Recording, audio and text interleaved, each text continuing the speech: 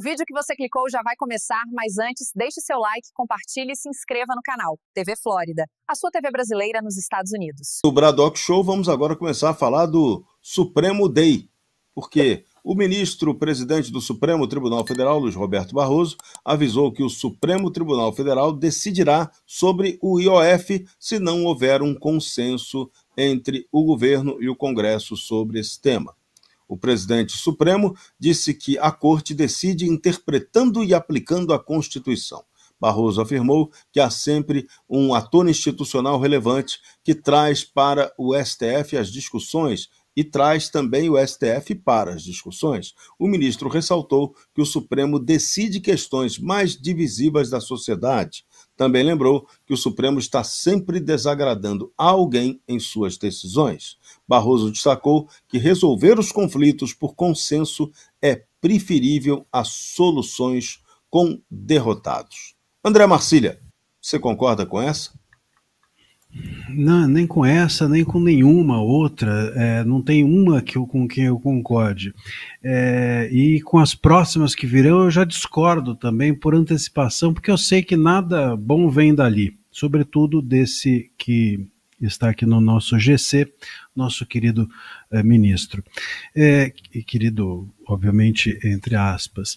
O que a gente precisa entender é que o consenso não é produzido pelo judiciário, entendeu? O consenso é trabalho do Congresso. O Congresso busca consenso. Quando houve a votação sobre o IOF e o Congresso, situação se reuniu, a oposição se reuniu, um votou, o outro votou e etc., costurou-se politicamente as bancadas, é isso que é o consenso. Se houve derrota do governo depois dessa costura e desse consenso, a decisão foi essa, e essa é a decisão consensuada. O consenso é o quê? O consenso é o que o STF quer? Sempre o consenso é o que eles querem? Nós temos uma corte de mimadinhos. É um monte de ministro mimado. A minha vontade é o consenso. Agora, quando o Congresso chega a uma conclusão que não é que eu gostaria, não há consenso e eu preciso, então, buscar o consenso. Veja, o resultado das pautas congressistas é um consenso. Um vence uma hora, outro vence em outra. Pô, se você acha que consenso é só quando o teu time ganha, você não está a favor do consenso. Você é um autoritário. Olha, eu sou muito a favor do consenso, mas quando meu time perde, eu vou lá no videogame, eu vou lá e reseto o jogo e começo outra vez. Não, então, não é a favor do consenso.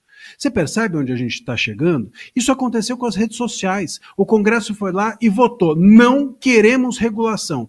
O STF falou, não, esse é um consenso que não me serve, então eu vou buscar aqui uma nova regulação das redes feita por mim. Agora é a mesma coisa, o Congresso chegou a uma conclusão sobre o IOF que não é a que o STF queria. O que o STF fez? Bom, esse consenso não me interessa, eu vou agora buscar o consenso desejado por mim. Provavelmente o STF, com essa conciliação, com essa chamada que o ministro Moraes vai fazer, que é uma espécie de chamada de professora primário, vai chamar a garotada para se conciliar e ouvir. Parem de brigar, agora a minha vontade é que vai ser imposta a vocês, vai ser uma nova regulação. Agora vem aí a regulação do IOF, feita pelo STF, a partir de uma conciliação que não existe. Repito, o Congresso é o espaço de debates, o debate sobre o que vale mais, o que vale menos, você cede aqui, eu cedo ali. Quando isso vai para o judiciário, o trabalho deles é dizer sim ou não, é constitucional ou inconstitucional e acabou. E ainda assim, se o caso, porque tem coisas que eles nem deveriam avaliar por uma questão ética, moral e constitucional. Então a gente está aqui diante de um STF que, mais uma vez eu vou dizer, quando a solução que o Congresso apresenta é aquilo que eles querem, bom, maravilha, eu respeito. Quando não é, falta consenso e aí sai o STF para fazer consenso. Olha, chega a ser risível o STF acreditar que o ministro Moraes é capaz de conciliar alguém. Se tem uma coisa que o ministro Moraes não é capaz é de ser conciliador. E outra, hein? É mais uma função que o ministro Moraes agora passa a fazer. Ele já é réu, já é vítima. Réu ele não é. Bom, réu ele também é. Mas nos casos dele, ele é vítima, ele é perito, ele é o julgador, agora também ele é conciliador. É um menino talentoso. Vai ter que receber um aumento salarial, de repente, em função disso. É muita missão, muito trabalho. O mesmo ministro Alexandre de Moraes suspendeu atos do parlamento e do governo Lula sobre o IOF após o Congresso derrotar o Planalto naquela goleada imensa. O ministro convocou, como Marcílio explicou, a tal audiência de conciliação para o dia 15 de julho, mas deu 5 dias para o governo prestar esclarecimentos e o legislativo também. A AGU, claro, elogiou a decisão e o ministro Jorge Messias, futuro ministro supremo, disse que Moraes considerou razoável e plausível o argumento governista. Foi nada disso. Ele disse que o argumento governista ali era inconstitucional. O governo acionou o STF através da AGU após a derrota democrática no Legislativo. Moraes alegou que o embate contraria o artigo 2º da Constituição sobre harmonia dos poderes. Mas a AGU celebrou o tal diálogo interinstitucional, tanto que Jorge Messias declarou que a separação dos poderes se destaca como triunfadora. Agora, Carol Esponza, o que dá para a gente avaliar de maneira sensata sobre tudo isso que foi dito nessa história e que ainda vai render pano para manga? Serrão, deixa eu fazer uma explicação técnica bem rápida aqui para as pessoas entenderem o que está em jogo. Vamos lá, o governo faz um decreto, presidencial majorando o IOF. IOF, imposto extra fiscal, não serve para arrecadação. O que o Haddad fala? Não, a gente precisa aprovar o IOF, senão depois não vai ter dinheiro para pagar o resto das coisas. Então, dá uma declaração de que ele está mudando a função do IOF, um desvio de finalidade. Então, o decreto presidencial é inconstitucional.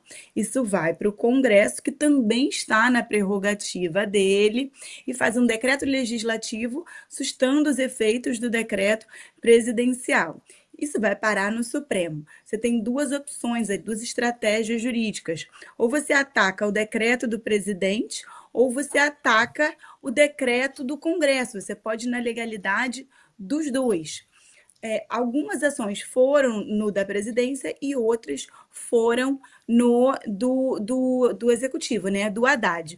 O STF pegou todas as ações, juntou e falou, o negócio é o seguinte, vai cair tudo, vou revogar tudo que é decreto. Na prática, se você revoga o decreto da presidência, se o STF dá essa sinalização, naturalmente já cai o decreto legislativo, porque um não faz sentido sem o outro. Mas o STF teve que fazer uma escolha política, que é o que ele vem fazendo nos últimos anos, esquece a lei e faz só uma escolha política. Ao invés dele só atacar o decreto da presidência, ele pegou e jogou logo todo mundo ali. Fez que nem aquela camisa do abraço, Veste os dois irmãozinhos e vamos aqui decidir, enquanto vocês não abraçarem, ficarem de bem, não solta mais a mão de ninguém. Criou o poder moderador ali, para tentar resolver a situação do executivo e do legislativo. Isso não é função do STF. O STF não tem essa função. Ele tem que decidir qual dos dois decretos, se nenhum dos dois é constitucional ou não. Mas o único decreto inconstitucional é o da presidência. O Congresso está certo, mas o STF preferiu jogar para a plateia, ver se os dois se decidem e agora pediu essa moderação. O que pode sair dessa moderação? O Haddad, qual é a única forma de salvar o decreto presidencial? É o Haddad falar, olha só, a majoração do IOF é só para fins de regular o mercado financeiro e não para cobrir o meu rombo nas contas públicas. Como o Haddad vai fazer isso, eu não tenho a menor ideia, ele não tem a menor possibilidade de fazer isso. Então, o que se espera é que, de fato, essa decisão seja mantida e a gente não tenha aumento do IOF. Você está ligado no Bradock Show, oferecimento Golden Brasil. Agora, Darcio Bracarense me fez lembrar essa história de hoje sobre o tal poder moderador. E o poder moderador ele é muito interessante, ele não está previsto na Constituição Brasileira de 88, mas ele foi algo presente na Constituição do Império de 1824. E no artigo 98, que define esse poder moderador, olha só o que está escrito, é muito interessante. O poder moderador é a chave de toda organização política e é delegado privativamente ao imperador, como chefe supremo da nação, e seu primeiro representante para que incessantemente vele sobre a manutenção da independência, equilíbrio e harmonia dos demais poderes da República. No artigo 99, a pessoa do imperador é inviolável e sagrada. Ele não está sujeito a responsabilidade alguma. Artigo 100. Os seus títulos são Imperador Constitucional e Defensor Perpétuo do Brasil, e tem o tratamento de Majestade Imperial. No artigo 101, o imperador exerce o poder moderador, nomeando senadores, convocando a Assembleia Geral extraordinariamente, sancionando os decretos e resoluções das assembleias, aprovando e suspendendo interinamente resoluções, prorrogando ou adiando a Assembleia Geral, dissolvendo a Câmara dos Deputados, em casos em que se exigir a salvação do Estado, e convocando imediatamente outra que a substitua, nomeando e demitindo livremente os ministros de Estado, suspendendo os magistrados, perdoando e moderando as penas impostas aos réus condenados por sentença, concedendo anistia em caso urgente a quem, assim, aconselhem a humanidade e o bem do Estado. Meu caro Darcio, se aplicasse o que está escrito aí nesse poder moderador do Império aos imperadores atuais, o negócio ia ficar supremíssimo, hein? Pois é, a gente já está quase lá, estamos retomando. E a Majestade Imperial do Brasil tomou uma decisão muito bem observada pela Carol Esponza, muito política. Porque, de fato, ele simplesmente atropelou as prerrogativas do Congresso Nacional, mas a figura utilizada por ela do papai é muito boa. Inclusive, eu lembrei hoje de uma briga que eu tive com a minha irmã e que meu pai fez a mesma coisa. Eu tinha 6 anos, a minha irmã 10 e colocou os dois no quarto de castigo até que se resolvessem. Hoje, a Majestade Imperial colocou o Congresso e o governo de castigo até que eles se resolvam. A questão toda é a seguinte, Serrão, e aqui eu quero trazer um dado que você trouxe hoje para esse programa. O Banco dos BRICS custou ao Brasil 28 bilhões de dólares, isso dá mais de 150 milhões de reais. Pense, esse IOF, o governo tentava arrecadar cerca de 60 milhões em 2 anos. Ou seja, a gente já gastou 150 bilhões de reais para poder a Dilma brincar de banco. É banco que ela tem uma relação bem antiga. Né? Quem quiser pesquisar no Google qual era o tipo de relação que ela tinha com os bancos, é fácil, é rapidinho, vocês vão descobrir. Pois é, então eu acho assim que é tudo muito na cara da população. Né? Por que os BRICS não devolvem esse dinheiro para nós, que pertence ao Brasil, para que a gente não tenha que impor aos brasileiros e aos mais pobres, porque IOF incide sobre operações de crédito, portanto os mais pobres também pagam IOF. Por que eles não devolvem esse dinheiro para que esse tipo de confusão não aconteça? Mas a Majestade Imperial, como lembrou o Serrão, não está muito preocupada se a gente emprestou ou deu, ou sei lá o que fez, com mais de 150 bilhões, quando esses 150 bilhões vão criar um banco para chineses e russos. É isso. Essa a grande tristeza do Brasil, Serrão. Dureza total. Enquanto isso, bem longe da sala de justiça, o presidente do Congresso Nacional, Davi Alcolumbre, está dando sinais de que pretende retomar as negociações com o Palácio do Planalto. Lula liberou 26 milhões de reais em emendas e Alcolumbre após a derrubada do decreto do IOF. A liberação de emendas e negociações por cargos motivam a mudança de posicionamento do Alcolumbre. Existe uma disputa pelo comando dos Correios entre o governo e Alcolumbre. O atual presidente Fabiano Silva foi indicado pelo Prerrogativas e agora está travando um embate com Rui Costa. Alcolumbre defende que o sucessor seja um nome escolhido por seu partido, o União Brasil, que controla o Ministério das Comunicações. O senador é padrinho político de 3 ministérios ocupados pelo União Brasil. André Marcília, está aí a lógica da negociação, a lógica franciscana, né? O famoso é dando que se recebe, né? Evocado séculos atrás pelo inesquecível Roberto Cardoso Alves, né? Ô Serrão, é tudo sobre emenda, né? A emenda é que move o Brasil. Se a gente for pensar, a gente fica aqui discutindo valores constitucionais, a gente fica aqui discutindo se é certa ou errada a decisão, se juridicamente faz sentido assim ou assado, a gente fica discutindo a qualidade dos parlamentares, mas na verdade é tudo sobre emendas. Essas questões é que movimentam boa parte dos parlamentares.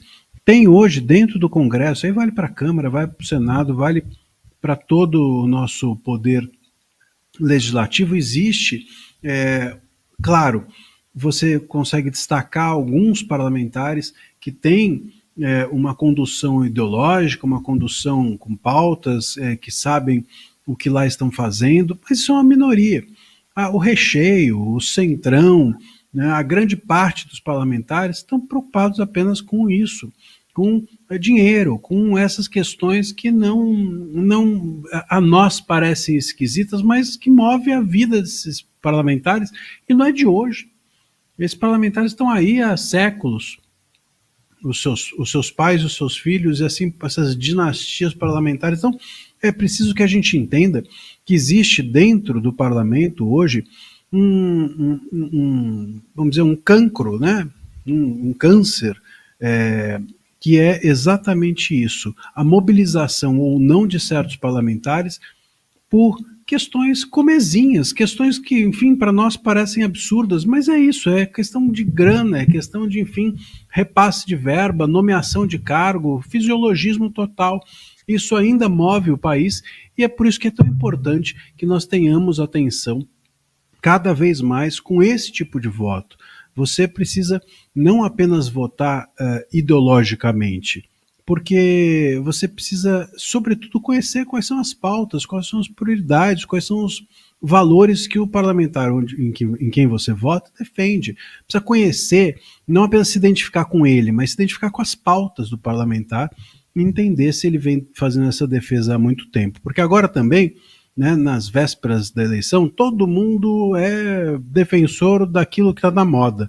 E é necessário que a gente precise ter esse faro fino aí para não cair de novo na mesma esparrela. Se você chegou até aqui, é um bom sinal. Para assistir os vídeos completos, acesse nosso site ou baixe nosso aplicativo totalmente grátis.